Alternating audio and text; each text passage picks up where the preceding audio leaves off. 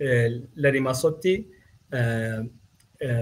He is the board of Canadian Registered Safety Professionals vice chair, and we will discuss about the global issues and also his educations and himself. We are doing this project to meet the youngs and also good health and safety environment professions to explain good leaders to young people also. And thank you very much, Larry, for joining us. Well, thank you for the invitation. I really appreciate the work that you do because as we talked in our brief conversation, there's nothing more exciting than reaching health and safety professionals around the world as we try to collaborate and make things better for all of us. Yeah. So I thank you again for the invitation. Thank you to you too for sharing your time with us. I am the president of International Institute of Health Safety Environment and Institute of Health Safety Environment Turkey. So we are happy to welcoming you also for our institutes for future. And we will start with the first question about you and your education. Could you please tell about yourself and also about your institutes? Okay, well, I have the pleasure of being retired, but I've been retired for about 4 years at this point in time. But I continue to work very much in health and safety because I enjoy it so much, and because of the evolving nature of health and safety. So I've been working in safety for over 25 years, where I specialized in the manufacturing, agriculture, and services sector. But more so than what I had done, what I continue to do, I have the privilege of serving as a judge for the last probably 10 years for Canada's Safest Employer Awards, in the United States for the Robert W. Campbell Award, and with Minerva Safety Management Education, a couple of student awards. One is the Rising Star Award, and the other recent Chemistry Industry Association of Canada case study competition. And the reason I mention those, anytime you get a chance to judge young people's activities and their submissions, you learn things. And I think health and safety is all about learning. And as you know, Sadat, is the idea that every time you solve a problem, you become better. Sure. So you had asked me as well about the two organizations I continue to work with now. I am the vice chair of the board of Canadian Registered Safety Professionals, and we are the largest and only national certifying body in Canada. And from a global perspective, the Board of Canadian Registered Safety Professionals follows ISO 17024 and IEC certification as well. And I think things of that nature speak to the global nature of occupational safety and health. Yeah, very nice. With respect to Minerva Canada, or Minerva Safety Management Education, that is a volunteer not-for-profit organization in Canada that focuses on basically bringing health and safety education into universities and colleges. Because as we all know, it is the students that'll be the leaders tomorrow.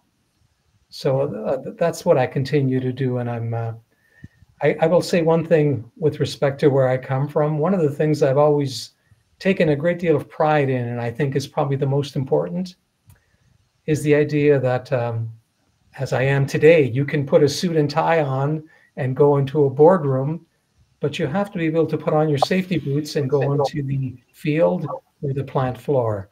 And I think as a health and safety person, those are skills you want to maintain. So that's a bit about me so far. Thank you very much. That's great. You're welcome. You are so energetic and you are working so great things. So Larry, I want to also curious about your motivation. What motivates you to work in this field? To me, in large part, is change, of the dynamics of the evolving nature of health and safety. And the best way for me, 10 or 15 years ago, we would talk about When we talked about health and safety, we talked about slips and falls. We talked about machine pinch points.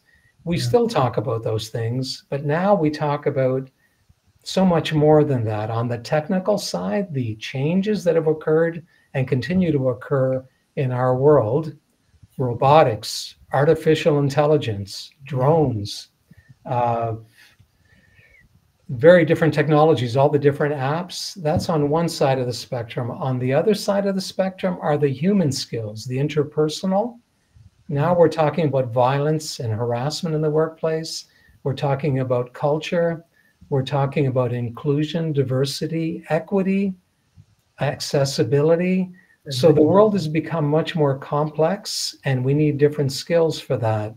And anytime I have an opportunity to speak to young people, I say, regardless of what you're good at, if you're good with numbers and technology, there's a place for you in health and safety. If you're very good with people and with your interpersonal skills, we need that as well because of the different areas of health and safety. So what motivates me? Clearly, like you, I'm a lifelong learner. I have to learn something every day, and health and safety gives me that opportunity, because every time, again, we solve a problem or help someone with a solution, collaborate, we become better. We become better, and that's what keeps me motivated in this field. Yeah, exactly. And I want to remind all our audience about they can ask their questions because this is an interactive interview. I will ask all the questions from audience at the end of this interview. So please don't forget to ask your questions to Larry. And also you can contact with Larry on LinkedIn for future, especially I am talking to youngs. Please feel free to contact us about any type of your question in this field. So the next question is about global issues. What do you personally think should be done globally to improve the future of HSE, health, safety, environment? I have a special sensitivity around the global issues because in our brief meeting, you and I, again, I'm Canadian born, but I'm the child of immigrant parents. So for example, I'm fluent in Italian simply because I learned it at my kitchen table. My point is I have a sensitivity to people that come to a different land and try to learn the way of life, the culture, and the way of working. So when I think about global issues, I think about immigration. For example, Canada is a very large country, but not a very large population. We've only hit 40 million people this year in this country, and that is because of immigration, not because of birth rate. So we need to help people become accustomed and comfortable to working and living in this land, and I think that's true everywhere. The other reality for me, there are some global opportunities brought about by organizations like the United Nations and the Sustainable Development Goals. There are 17 of those, and anyone online probably has had an opportunity to look those up. And some of them, although maybe unique, but some of them are so critical worldwide. Things like safe drinking water, the treatment of women in the world. Those are critical on a global scale. The other one for me are the legislative mandates. I think in health and safety, we talk about three different things. We talk about compliance, we talk about conformance, and we talk about culture. We need to understand those on a global scale. How do we help each other? What's the same? What's different? How do we move forward? And the other one for me is largely the idea of supply chain contractors. For example, regardless of who we work for, what field we work in, there are people or organizations that are supplying us, regardless of where we are geographically. So we have an opportunity to impact health and safety programs in the supply chain, right? So I think that's another opportunity when I think about global. But without a doubt, sadly, the pandemic unified us and provided some opportunity how effectively we communicate. Today, we have a Canadian speaking to someone in Turkey. Would we have done that 5 years ago? Maybe, but isn't this wonderful?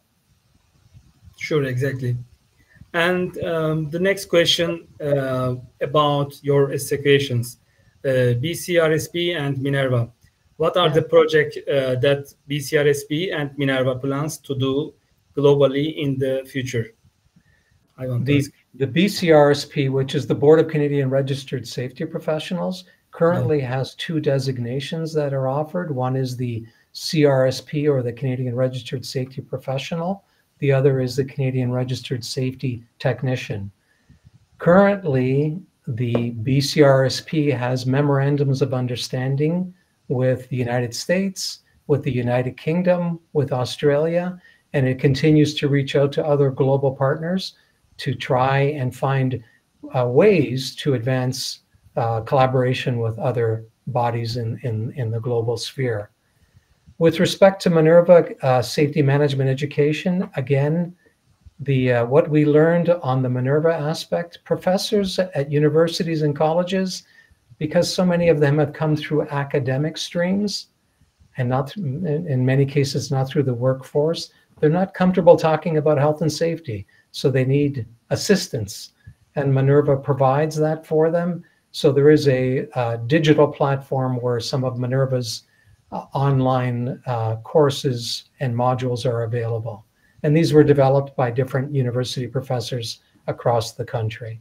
So those are a couple of the pieces currently in place.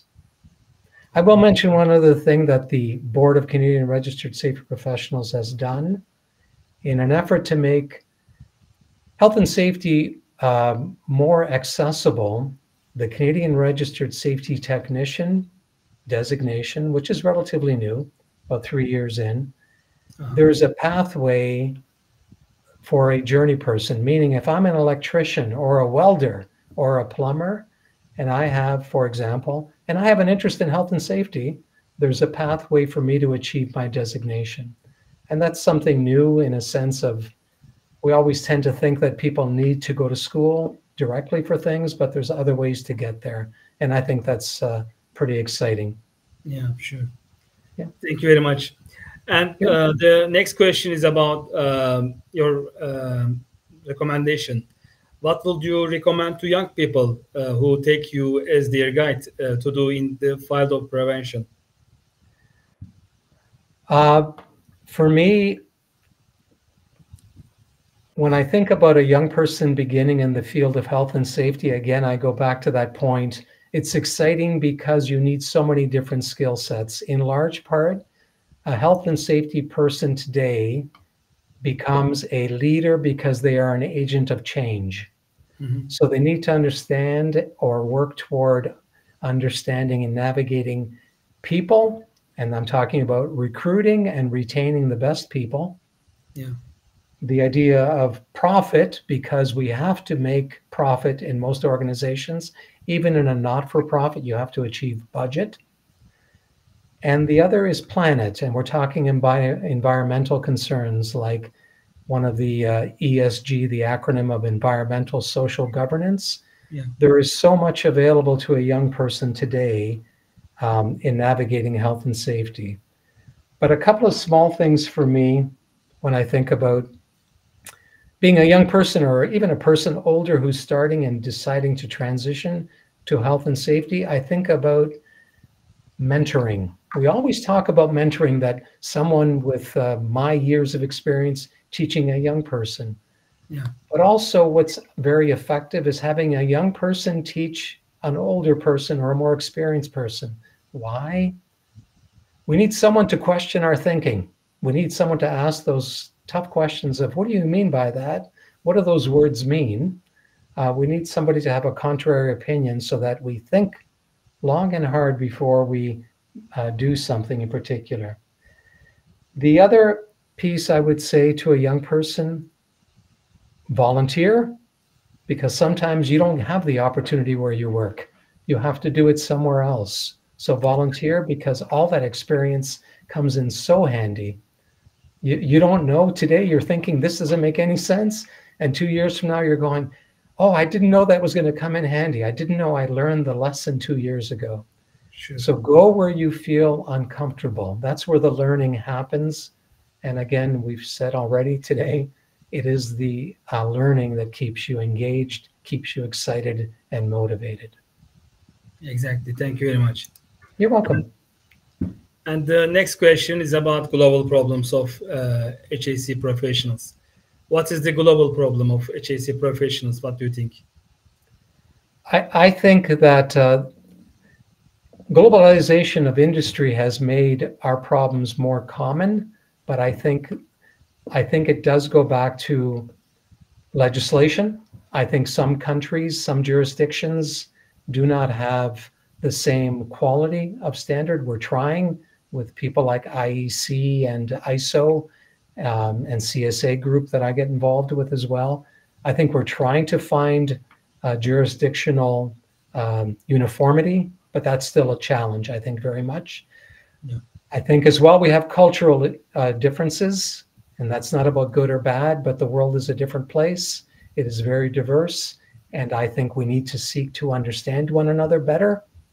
And again, I speak from my perspective as, again, because of my ethnicity as an Italian. I worked construction as a young man, and there were things that were acceptable then that are not acceptable now. And there's a quote I enjoy very much from, goes back maybe 30 years, but it stayed with me, and it was Alvin Toffler, who is a futurist. And he said, and I paraphrase, "The illiterate of the 21st century will not be the person who cannot read or write. It'll be the person who cannot learn, unlearn, and relearn." Meaning the world is changing. We have to change with it, and sometimes say, yeah, that was right 10 years ago. It's not right today. So I think that kind of factors into the global piece. And a reminder that every position has value. Sometimes it tells you what not to do as you navigate a career. And I think that's true for globalization as well. So I think as we look at things like regulation of the health and safety profession, as we try to do that globally, as we look at standards, I think we have much to learn from each other, but I think there's a great deal of opportunity there. And I see us all heading in the right direction. And today is a wonderful example of that. Yeah. Do you think, is there any motivation to come together about changing the differences, the legislation of the governments, countries? Do you think the government is having any motivation to come together? I know that with the Board of Canadian Registered Safety Professionals, we are doing our very best to create that motivation. Politics is a different situation. I think we all know that, all of our listeners, but we are doing everything we can to advance that case. Again, I go back to the fact that sadly, there are too many incidents and too many fatalities in our workplaces, and they're not given the credence that they need to have to upset and make politicians deal with these issues. It's very upsetting, I think. So I think it's incumbent upon us as health and safety professionals to try and motivate and make the business case for change in legislation. Yeah, thank you very much. And I want to continue with audience questions because there is some questions from them, and there is some good wishes to you about this event. And thank you to everybody who is joining us. Gökhan Yeniçeri want to ask two questions. Hello, I have two questions. What should be changed or supposed to be involved in Canada regarding health and safety for organizations and operations side? The first one. And if you want, you can answer the first one, and then I will ask this. Sure. Yeah, let's do that. Let me just look at it again while I'm. We need to be mindful in Canada, and I'll draw the comparison between Canadian legislation and the United States legislation. Yeah. And I speak from the experience of, I live in a border community between the United States and Canada. So I've dealt in both countries. In the United States, legislation is much more prescriptive, meaning it is a almost binary, the idea it's either right or wrong. In Canada, much of our legislation is predicated on the concept of internal responsibility, meaning you have to do the very best you can, and the concept of reverse onus, that you are guilty unless proven innocent. So the onus is on the employer to do the right thing. So what should be changed or improved? I don't know that it's a legislatively drawn piece, but to me, it goes back to the idea of culture, the idea of making sure people understand their responsibility, making sure they understand their value, and ensuring that collaborative idea of people are first and foremost, regardless of the technologies in place, and they are substantial. It does come down to the operator, to the supervisor, and to the employer driving that attitude piece that health and safety is critical, right? And that's always a challenge, but that is an organizational culture piece. Yeah, and the second question is about the other issues. Does a health and safety officer should be under a construction supervisor in hierarchy, or should be independent in the whole organization? Because most of Canadian companies' hierarchy chart is indicating that a health and safety officer is under the construction department and reporting a construction person. It's very difficult to make a broad statement there because it depends on the company. Yeah. But I am of the mind that a health and safety person should essentially be independent and report to the highest person on site. They should have a direct line to the chief executive officer or the chief safety officer so they can implement change and not be concerned about reprimand from a supervisor or manager on site. They should be independent in order to do the right thing, to be legislatively competent, and make changes or advance changes when needed. And I think that requires some autonomy or independence within the organization. Yeah, sure. Thank you for answering. And also, Gökhan Yeniçeri, thank you very much for your attention and question. Larry, thank you very much for this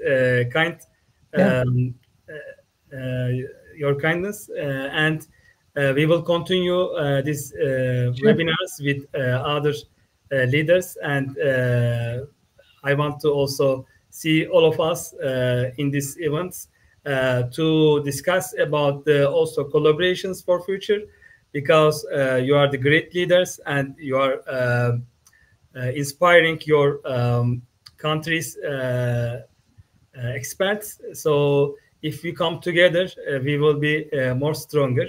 And I have got very good patience with our board managers to work with all type of institutes in Canada.